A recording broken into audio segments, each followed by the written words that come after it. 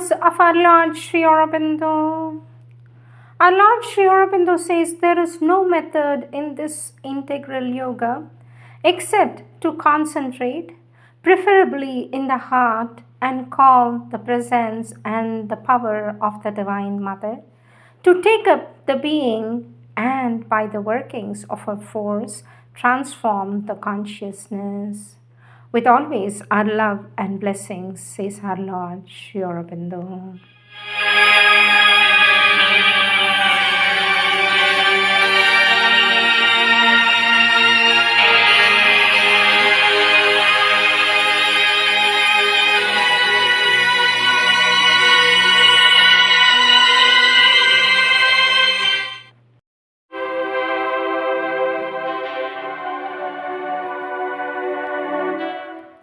Sri Aurobindo's Savitri, Book 6, The Book of Fate, Canto 1, The Word of Fate, page 422.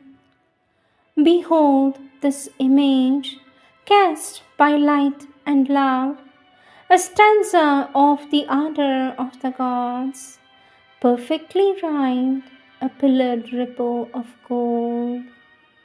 Her body like a brimmed picture of delight, shaped in a splendor of gold-colored bronze, as if to seize earth's truth of hidden bliss. Dream-made, illumined mirrors are her eyes, draped subtly in a slumberous fringe of jet, retaining heaven's reflections in their dance.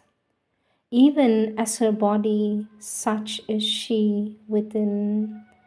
Heaven's lustrous mornings gloriously recur, like drops of fire upon a silver page, in her young spirit yet untouched with tears.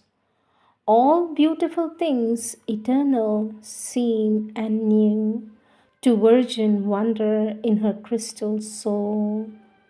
The unchanging blue reveals its spacious thought. Marvelous, the moon floats on through wandering skies. Earth's flowers spring up and laugh at time and death. The charmed mutations of the enchanter life race like bright children past the smiling hours. If but this joy of life could last, nor pain throw its bronze note into her rhythmed days. Behold her, singer with the prescient gaze, and let thy blessing chant that this fair child shall pour the nectar of a sorrowless life around her from her lucid heart of love.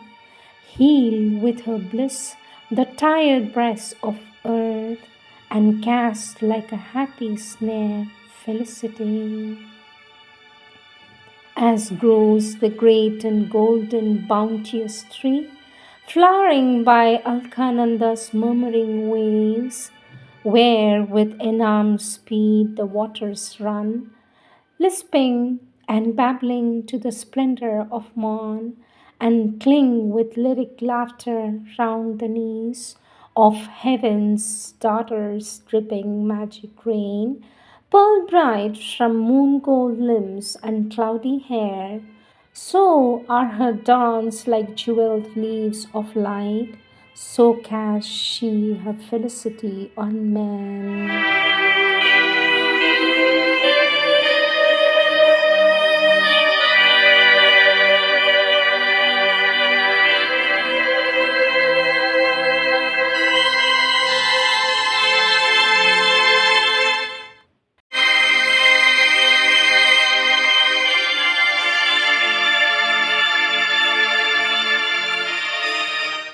Words of our Lord Sri Aurobindo, taken from the collective works of our Lord Sri Aurobindo, Volume 23, Book The Synthesis of Yoga, Part 1. Topic, The Yoga of Divine Works. Subtopic, The Four Aids, page 16.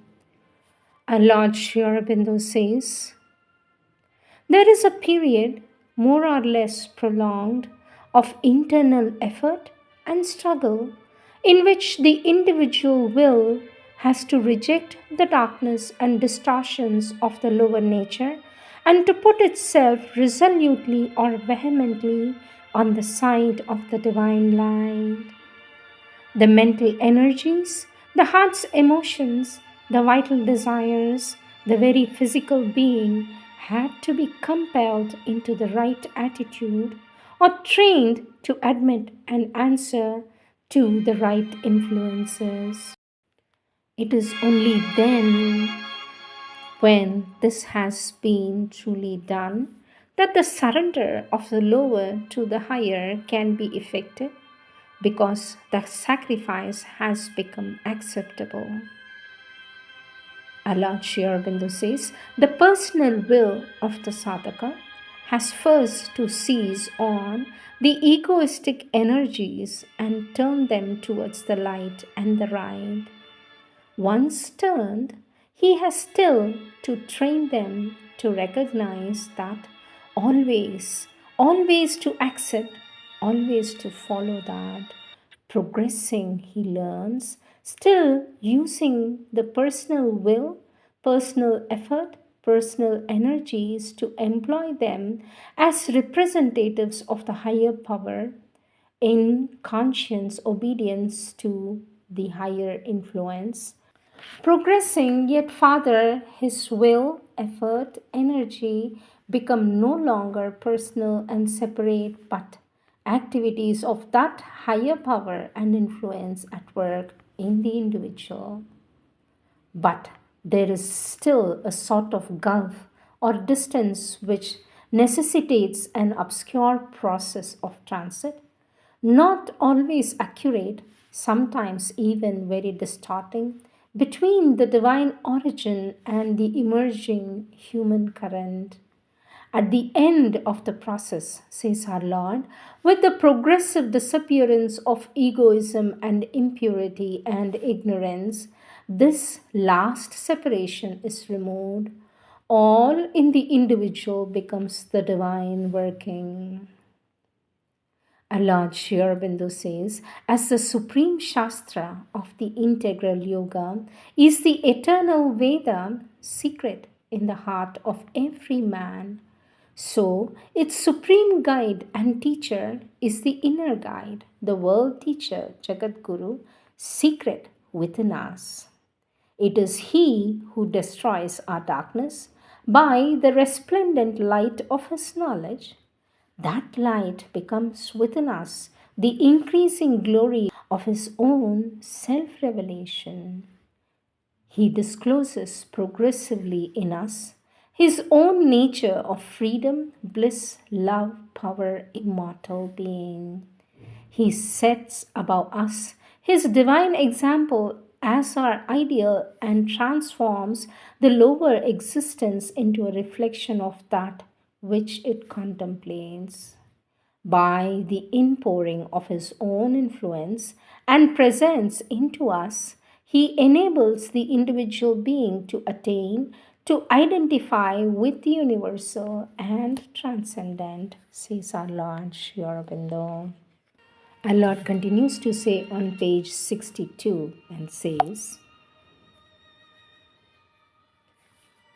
the full recognition of this inner guide, master of the yoga, Lord, light, enjoyer, and goal of all sacrifice and effort, is of the utmost importance in the path of integral perfection. It is immaterial whether he is first seen as an impersonal wisdom, love, and power behind all things, as an absolute manifesting in the relative and attracting it as one's highest self and the highest self of all, as a divine person within us and in the world, in one of his or her numerous forms and names, or as the ideal which the mind conceives. In the end, we perceive that He is all and more than all these things together. The mind's door of entry to the conception of him must necessarily vary according to the past evolution and the present nature. Lord Aurobindo says, this inner guide is often veiled at first by the very intensity of our personal effort and by the ego's preoccupation with itself and its aims. As we gain in clarity and the turmoil of egoistic effort gives place to a calmer self knowledge, we recognize the source of the growing light within us. We recognize it retrospectively as we realize how all our obscure and conflicting moments have been determined towards an end that we only now begin to perceive, how even before our entrance into the path of the integral yoga, the evolution of our life has been designed, led towards its turning point. Our Lord Aurobindo says, from now we begin to understand the sense of our struggles and efforts, successes and failures. At last, we are able to seize the meaning of our ordeals and sufferings and can appreciate the help that was given us by all that hurt and resisted and the utility of our very faults and stumbling.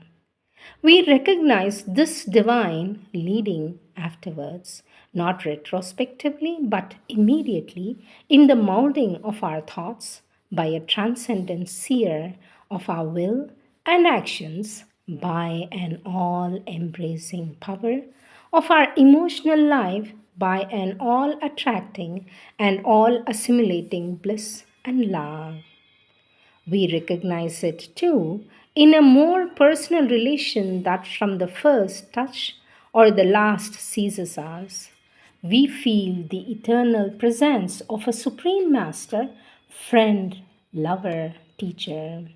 We recognize it in the essence of our being as that develops into likeness and oneness with a greater and wider existence.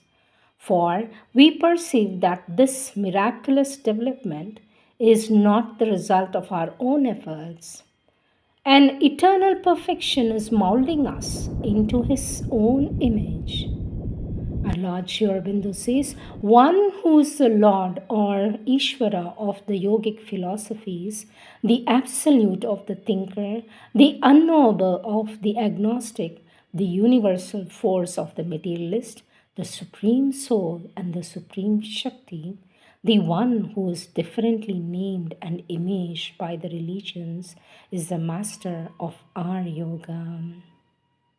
And Lord Sri Aurobindo says, to see, know, become, and fulfill this one in our inner selves and in all our outer nature was always the secret goal and becomes now the conscious purpose of our embodied existence. Our Lord Sri Aurobindo says, to be conscious of Him in all parts of our being and equally in all that the dividing mind sees as outside our being is the consummation of the individual consciousness. To be possessed by Him and possess Him in ourselves and in all things is the term of all empire and mastery. To enjoy Him in all expression of passivity and activity, of peace and of power, of unity and of difference is the happiness which the jiva, the individual soul manifested in the world, is obscurely seeking. This is the entire definition of the aim of integral yoga.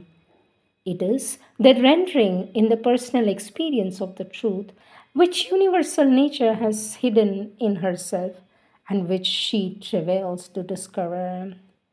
It is the conversion of the human soul into the divine soul and of natural life into divine living, says our Lord Sri Aurobindo. Supreme Lord, eternal truth, let us obey Thee alone and live according to truth.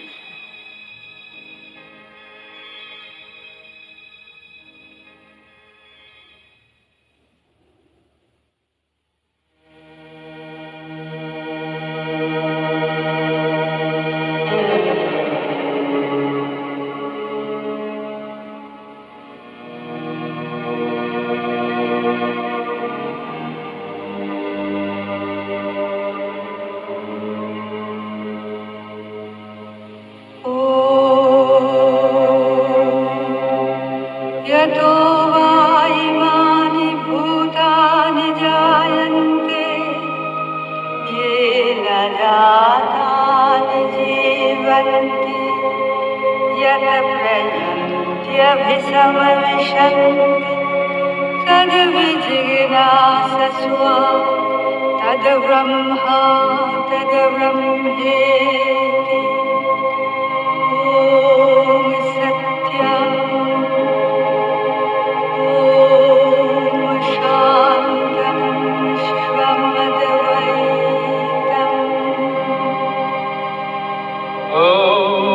नमस्ते सर्वदेवानां वरदासि हरिप्रिये ॐ त्रैलोक्य पूजिते देवी कमले विष्णुवल्लभे मङ्गलां शोभनां शुद्धां निष्कलां परमामगलां विश्वेश्वरी विश्वं विकामीरां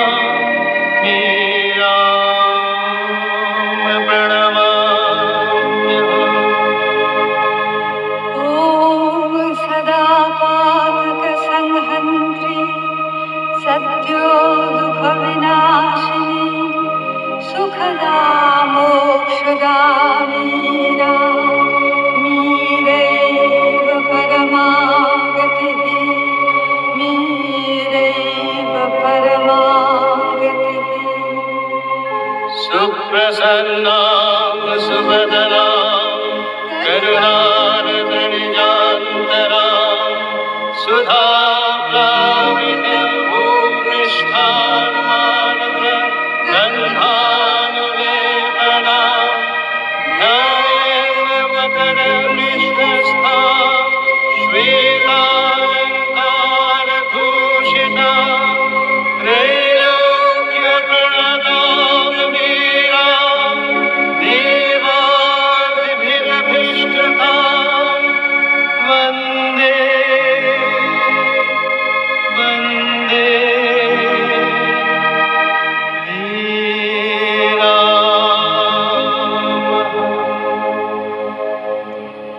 वन्दे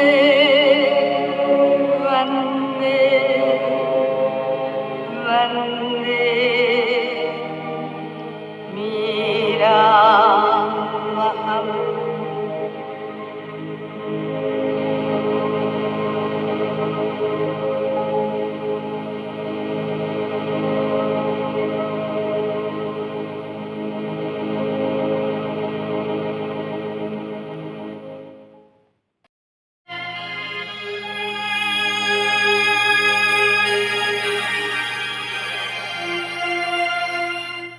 Prayers and Meditations, January 10th, 1914.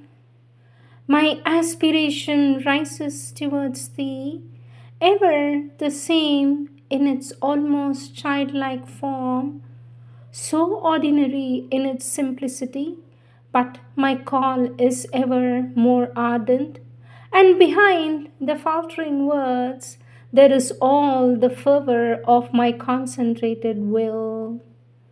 And I implore thee, O Lord, in spite of the naivete of this expression that is hardly intellectual, I implore thee for more true light, true purity, sincerity, and love, and all this for the multitude constituting what I call my being, and for the multitude constituting the universal being. I implore thee Though I know that it is perfectly useless to implore thee, for we alone, in our ignorance and ill will, can stand in the way of thy glorious and total manifestation. But something childlike within me finds a support in this mental attitude. I implore thee that the peace of thy reign may spread throughout the earth. O inaccessible summit, which we unceasingly scale without ever reaching thee, sole reality of our being, whom we believe we have found only to see thee immediately escape us, marvelous state which we think we have seized, but which leads us farther and farther into ever unexplored depths and immensities. No one can say, I have known thee, and yet all carry thee in themselves, and in the silence of their soul can hear the echo of thy voice. But this silence is itself progressive, and whatever be the perfection of the union, we have realized so long as we belong by our body to the world of reality, this union with thee can always grow more perfect. But all these words we used to speak about thee are only idle talk. Grant that I may become thy faithful servitor.